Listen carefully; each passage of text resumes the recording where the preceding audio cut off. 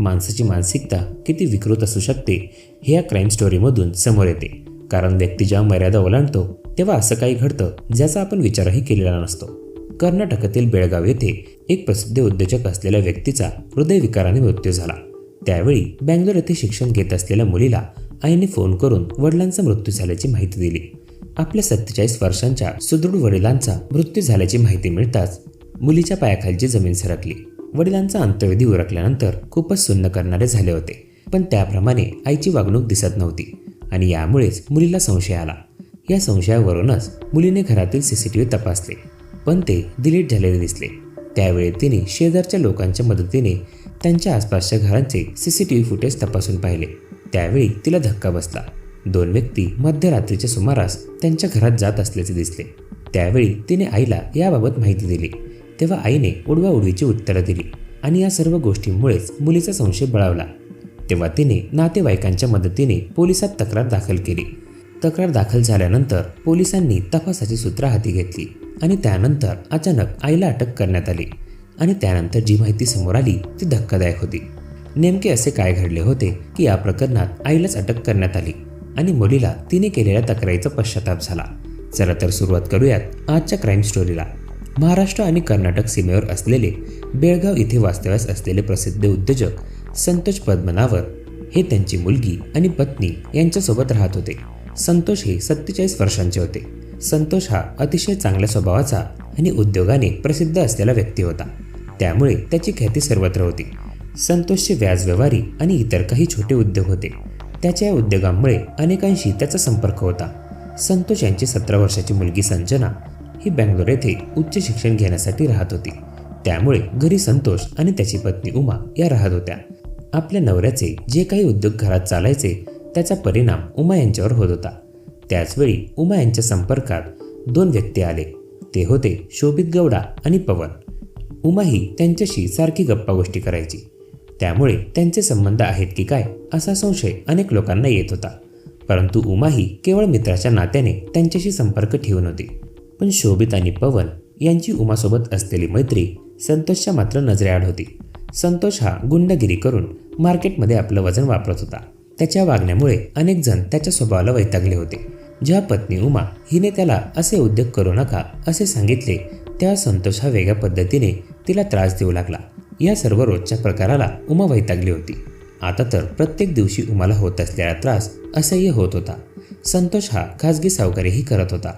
कोणाला काही अडलं तर त्याच्या मदतीला संतोष धावत होता. एखाद्याला मदत करणे हा त्याचा चांगला स्वभाव होता.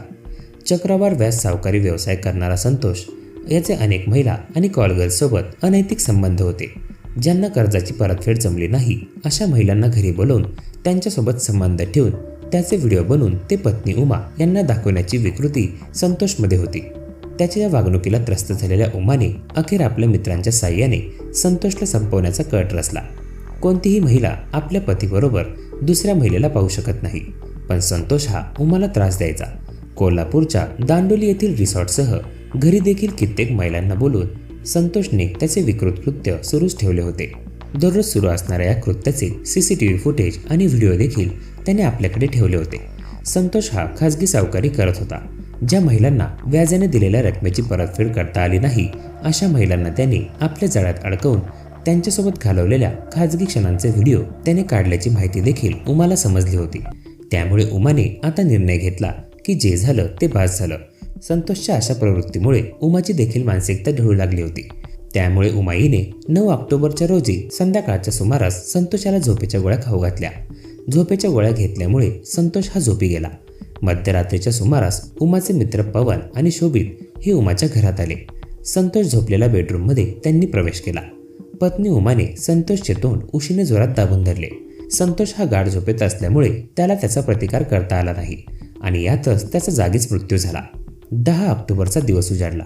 त्यावेळी उमा हिने बँगलोर येथे शिकत असलेली मुलगी संजना हिला तिचे वडील यांचा हृदयविकाराच्या झटक्याने मृत्यू झाल्याची माहिती सांगितली. ही माहिती ऐकताच संजनाला मोठा धक्का बसला आणि ती थेट बँगलोरहून बेळगावला आली. आपल्या वडिलांचा मृतदेह पाहून तिला धक्का पोहोचला होता, कारण वडिलांचे संजना हिच्यावर खूप प्रेम होते. संजनाला तिच्या वडिलांनी हाताच्या फोडाप्रमाणे जपलं होतं. अतिशय चांगल्या स्वभावाचा बाप सोडून गेल्याने संजना हिला त्रास होऊ लागला. ती वडिलांना पाहून ओक्साबोक्शी रडत होती. संजनाच्या डोक्यावरचे छत्र हरवले होते. मृतदेहावर अंत्यविधी करण्यात आला आणि संतोषचा मृतदेह पुरण्यात आला. त्यावेळी वडील संतोष यांनी डोळेदान करण्याची इच्छा व्यक्त केली होती. त्याप्रमाणे डोळेदान करण्यात आले. आता संतोष या जगातून निघून गेला होता, पण पत्नी असलेल्या उमा यांच्या चेहऱ्यावर जी नाराजी दिसायला पाहिजे होती ती दिसत नव्हती. आईची अशी वागणूक पाहून संजनाला संशय येत होता.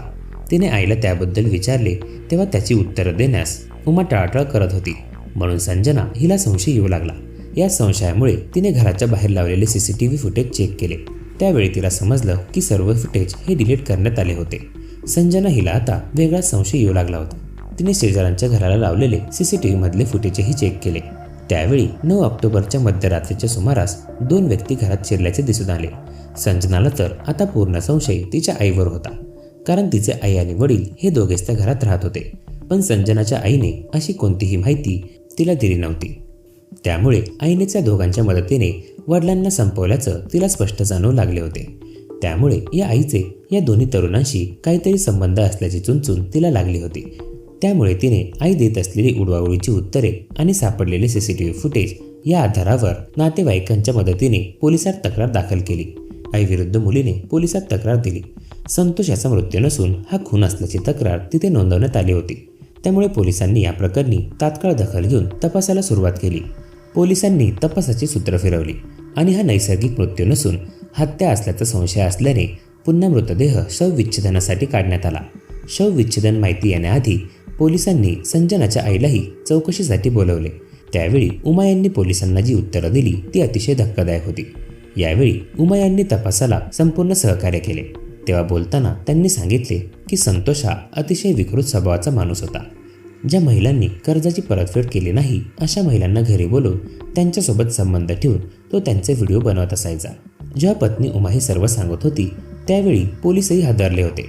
पोलिसांच्या तपासात दररोज सुरू असणारा हा प्रकार आणि त्याचे CCTV फुटेज आणि व्हिडिओ त्यांच्या हाती लागले. संतोषच्या रूममधून जवळपास 13 हार्ड डिस्क पोलिसांनी ताब्यात घेतल्या. महिलांशी संबंध ठेवून त्यांचे व्हिडिओ बनवून आपल्या पत्नीला व्हिडिओ दाखवण्याची विकृत मानसिकता संतोष याच्याकडे होती. त्याच्या याच वागणुकीला त्रस्त झालेल्या उमाने अखेर आपल्या मित्रांच्या साह्याने त्याच्या खुनाचा कट रचला आणि त्याला ठार केले. पोलिसांनी उमाईला अटक केली आणि तिचे 2 साथीदार शोभित गौडा आणि पवन यांना देखील मंगलदुरे या गावातून अटक झाली. या हत्येनंतर हे दोघेही पळून या गावात लपले होते. पोलीस आता पुढील तपास करत आहेत. या प्रकरणी संजना हिचं म्हणणं आहे की आपण जी तक्रार केली होती तिचा पश्चाताप आता आपल्याला होत आहे, कारण तिला वडिलांची ही बाजू माहीत नव्हती. पण आईने देखील जे कृत्य केलं ते घृणास्पद आहे. वडिलांची विकृती आणि आईने त्यावर घेतलेल्या अशा निर्णयामुळे एक मुलगी मात्र पोरकी झाली, हे मात्र नक्की. तुम्हाला याबद्दल काय वाटते हे कमेंट करून नक्की कळवा. चला तर मग पुन्हा भेटूया. धन्यवाद.